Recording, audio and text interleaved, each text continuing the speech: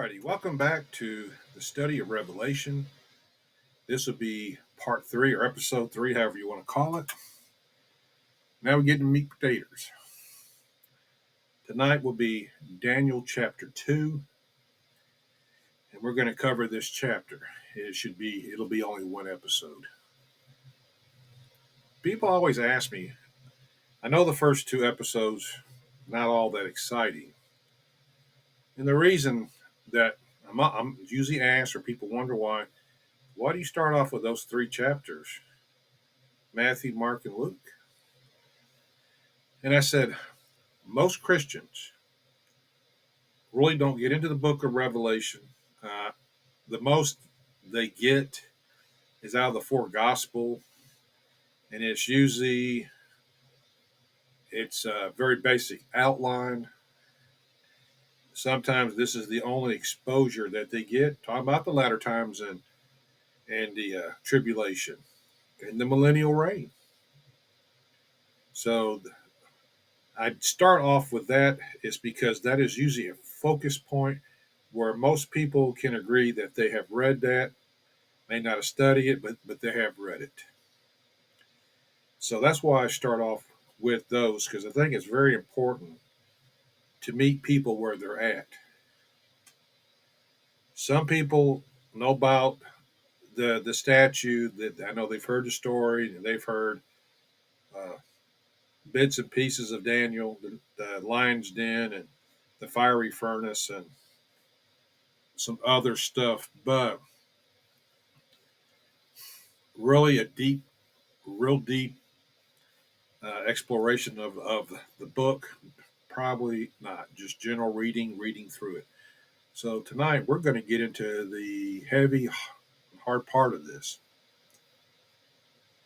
Get you a cup of Joe, get you a soda, or get you a glass of iced tea. Sit back and relax, and we'll go through this. Now, you can put me on pause because we're going to Daniel chapter 2. Hang on to your hats because we fix and go on a ride. Okay. But for some of you, this may not, this is just a basic study. You probably covered this before, and some haven't. So enjoy it. Okay, so we're going to read the entire chapter of Daniel 2, and then we'll get into discussing what the verses mean. Okay. Daniel chapter 2.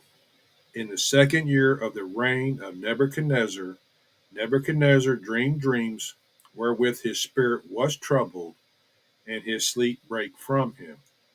Then the king commanded to call the magicians and the astrologers and the sorcerers and the Chaldeans for to shew the king his dream. So they came and stood before the king. And the king said unto them, I have dreamed a dream, and my spirit was troubled to know the dream. Then spake the Chaldean to the king, and Zerach, O king, live forever. Tell thy servants the dream, and we will shew the interpretation. The king answered and said to the Chaldeans, the thing is gone from me, but if ye will not make known to me the dream with the interpretation thereof, ye shall be cut in pieces, and your houses shall be made a dunghill. But if ye shew the dream and the interpretation thereof, ye shall receive of me gifts and rewards and great honor. Therefore shew me the dream and the interpretation thereof.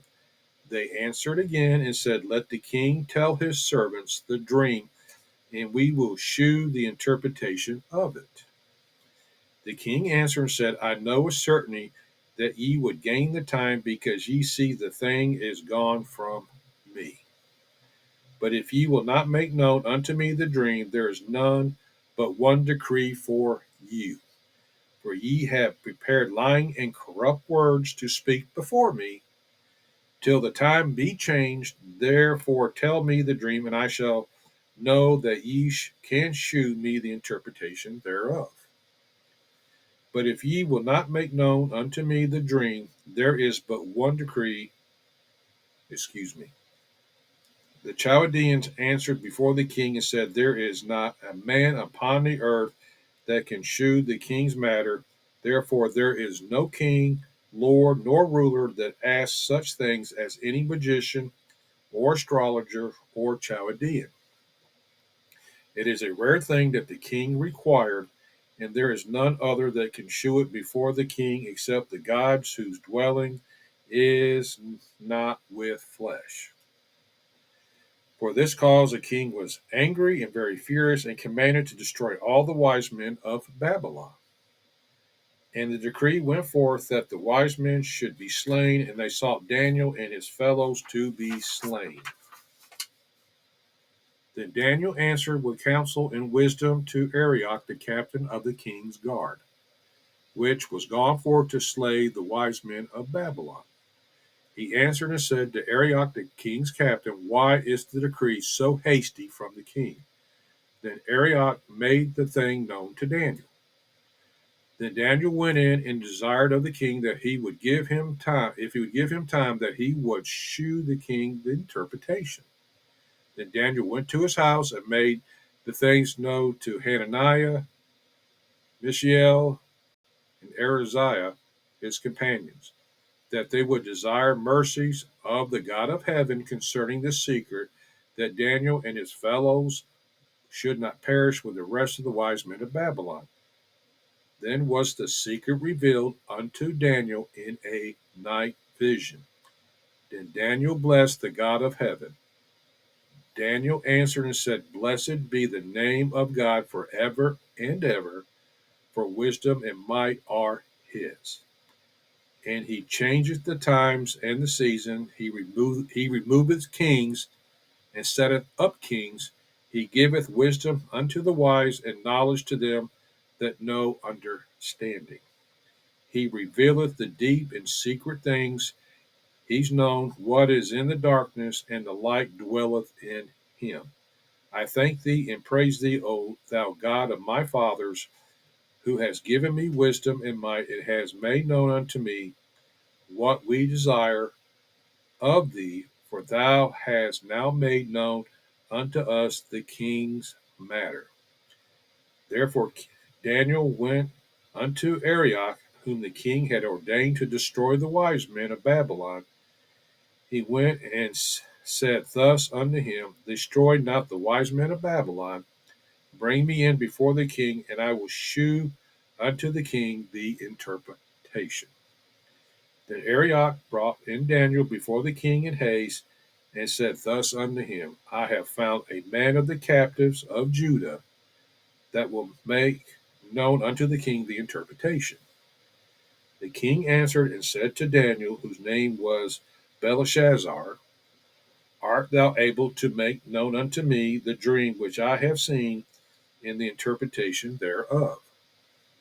Daniel answered in the presence of the king and said, the secret which the king has demanded cannot the wise men, the astrologers, the magicians, the soothsayers show unto the king.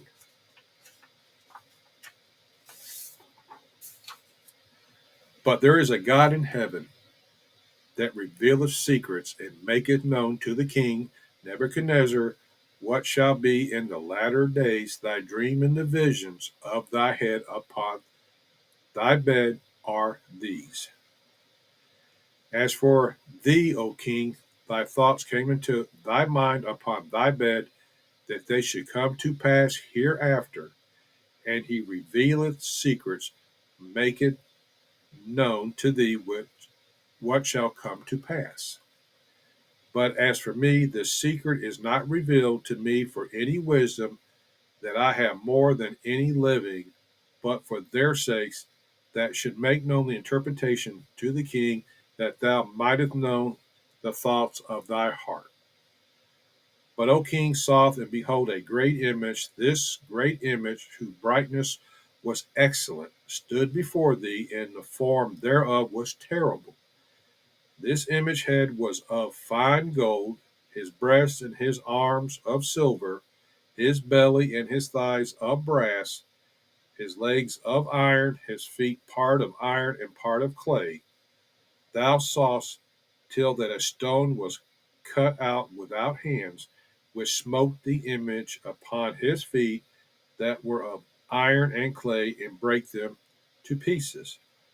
Then was the iron, the clay, the brass, the silver, and the gold broken to pieces together, and became like the chaff of the summer threshing floor. And the wind carried them away, that no place was found for them. And the stone that smote the image became a great mountain and filled the whole earth. This is the dream, and we will tell the interpretation thereof before the king. Thou, O king, art a king of kings, for the God of heaven has given thee a kingdom, power, and strength, and glory. And wheresoever the children of men dwell, the beasts of the field and the fowls of the heaven hath he given into thy hand, and hath made thee ruler over them all. Thou art this head of gold. And after thee shall rise another kingdom inferior to thee, and another third kingdom of brass, which shall bear rule over all the earth. And the fourth kingdom shall be strong as iron, for as much as iron breaketh in pieces, and subdueth all things, and as iron that breaketh all these, shall it break in pieces and bruise. Whereas thou sawest the feet and the toes, part of the potter's clay, and part of the iron, and the kingdom shall be divided. But there shall be in of it of the strength of the iron, for as much as thou sawest the iron mixed with miry clay. And as the toe of the feet were part of iron and part of clay, so the kingdom shall be partly strong and partly broken. Whereas thou sawest iron mixed with miry clay, they shall mingle themselves with the seed of men, but they shall not cleave one to another, even as iron is not mixed with clay. And in the days of these kings shall the God of heaven set up a kingdom which shall never be destroyed, and the kingdom shall not be left to other people, but it shall break in pieces and consume all these kingdoms, and it shall stand forever. For as much as thou sawest that the stone was cut out of the mountain without hands, and that it brake in pieces the iron, the brass, the clay, the silver, and the gold, the great God has made known to the king, which shall come to pass hereafter, and the dream is certain, and the interpretation thereof sure. Then the king Nebuchadnezzar fell upon his face and worshipped Daniel, and commanded that they should offer an oblation and sweet odors unto him. The king answered unto Daniel and said, of a truth it is that your God is a God of gods, and a Lord of kings, and a revealer of secrets, seeing thou couldst reveal this secret. Then the king made Daniel a great man, and gave him many great gifts, and made him ruler over the whole province of Babylon, and the chief of the governors over all the wise men of Babylon. Then Daniel requested of the king that he set for Shadrach, Meshach, and Abed. I have a hard time, I say. I got speech impediment, so sometimes I have a Abednego over the affairs of the province of Babylon. But Daniel sat in the gate of the king. Okay. Now that we've read chapter 2, very important chapter, because this describes the four kingdoms, and there's more interpretations yet later to come of those four kingdoms. They will take the form of animals, and we'll even see the Antichrist pop up in some later on in the chapters. Okay, but let's go ahead and just go back. Let's see what chapter 2 said, and let's get some wisdom out of this uh, as we go through. You may want to stop and take notes. I just tell you, take good notes. Uh, if I can learn how or figure out how to get my notes and on the descriptions below, I'm going to try to do it. I'm not tech savvy in this stuff, and I will try to add my notes to this as to help as many of you as I can. Okay. We shall see. Okay. The image of the statue, key verse is Daniel 2:28. Daniel chapter 2, Nebuchadnezzar dreams a statue. Background prior to Daniel's interpretation of the dream. Okay. Verse 1, Nebuchadnezzar has a troubling dream in the second year of his reign. The dream was so troubling to his spirit and was difficult to sleep. Verses 2 through 9, Nebuchadnezzar demanded to know the dream and its interpretation from his wise men. If they can't, they will be executed. Verses 10 through 11, the wise men explain the impossibility of Nebuchadnezzar's request. There is not one man on earth who can do it. No ruler has ever requested such a thing as this. Only the God who is not dwelling in the flesh can do it. This is setting up for Daniel. Verses 12 through 13, Nebuchadnezzar is angry and very furious and orders his wise men to be executed. Verses 14 through 16, Daniel reacts to Nebuchadnezzar's decree by asking for a brief extension. Verses 17 through 18, Daniel asks his companion for prayer that they might seek mercies from the God of heaven concerning the secret, that they should not perish. Okay.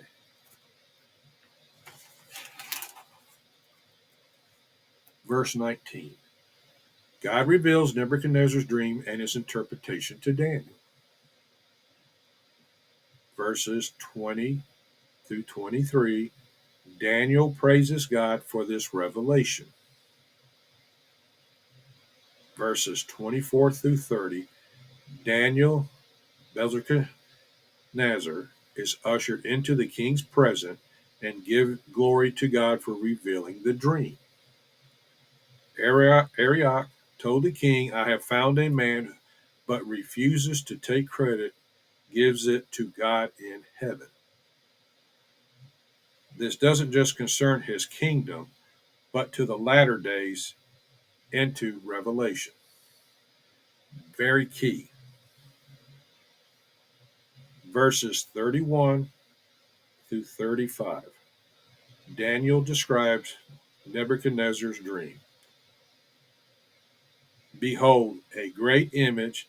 This was a massive and spectacular image made of different materials.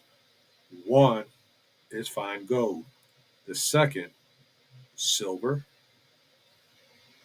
The third is brass. Fourth, iron. Two iron mixed partly of clay.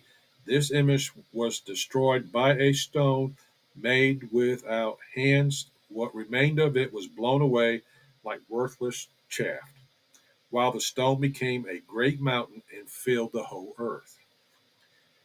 Now we know this is Jesus. Jesus the cornerstone. Okay. Verses 36 through 35. Daniel accurately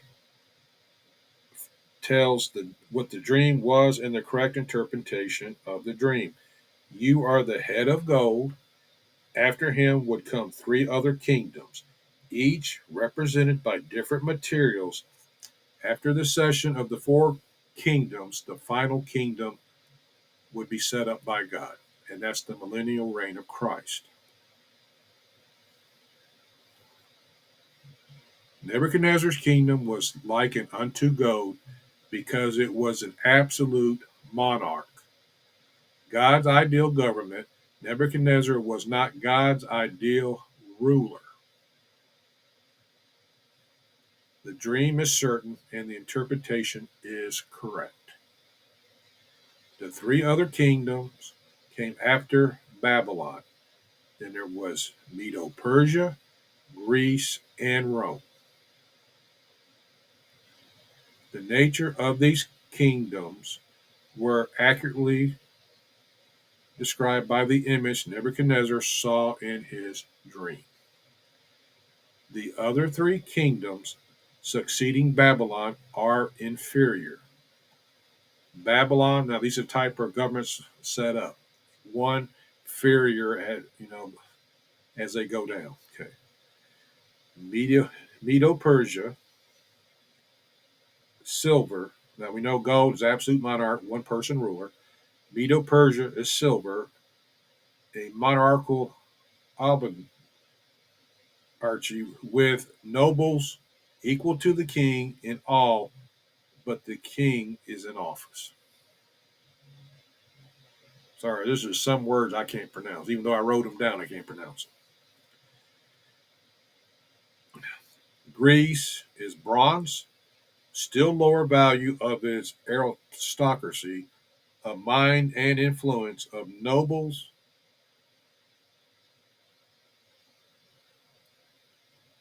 Okay. Rome is iron, still lower value, a democratic imperialism with the military dominion dependent upon choice of its army and citizenry and ministered in the spirit of martial law. Okay, the third kingdom of bronze, which was Greece, ruled over the world and was the largest kingdom of the four kingdoms. Now, Alexander the Great, we know, was killed, or I'd say he died, and the kingdom was split up before his four generals. Now, that will be described later on, but they decided to take the kingdom of Greece and split it up among themselves. Okay. The fourth kingdom shall be as strong as iron breaks in pieces and crushes. Rome will break into pieces and crush all others. Rome will be divided where Rome became so large it became divided, and it was in Rome and in Turkey. I cannot pronounce the capital, and I ain't gonna try. I just butcher it. So we see that during the Roman times, during Jesus' time, the legs of iron. Now the toes will come in the future. That's with the Antichrist. It'll be a 10-nation confederacy or 10 kingdoms confederacy under the Antichrist and the false prophet. And what you will see, they are loosely mingled. They don't get along. Uh, they don't trust each other. It's a divided uh, kingdom. So there will always be divisions. So this is basically the beginning of getting into meat and potatoes of the study of Revelation. We've got a couple more chapters. I think tomorrow we're going to do chapter 7. This is where we get into the four beasts. Still the same kingdoms. It's going to be Persia, Babylon. It's going to be Medo Persia. It's going to be Greece and Rome. There also are described as different types of animals or creatures. So, very key that you understand, because Daniel is the key book. This was the easy part. Wait till we get into the difficult stuff. I hope you enjoyed tonight's lesson. Tomorrow will be chapter 7 of the book of Daniel for part 4. I hope you enjoyed this, and God bless, and I'll see you in the next episode.